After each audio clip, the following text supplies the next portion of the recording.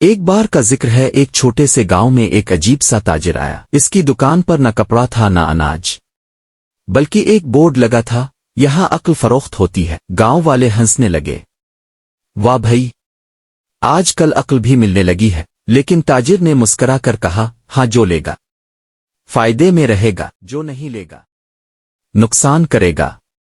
گاؤں کے لوگ روز اس کے پاس آتے مگر مذاق بنا کر چلے جاتے۔ ایک دن گاؤں کا سب سے غریب آدمی آیا۔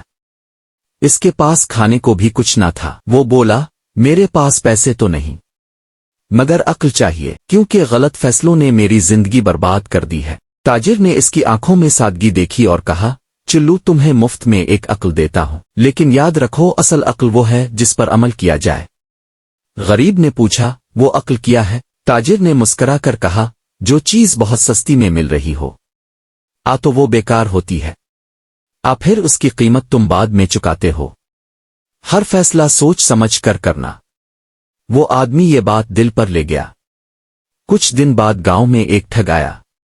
وہ سونے کی انگوٹھی صرف 2 روٹیوں کے عوض دینے لگا۔ گاؤں والے لپک لپک کر انگوٹھیاں خریدنے لگے، مگر غریب آدمی راگ گیا۔ اسے تاجر کی بات یاد آ گئی۔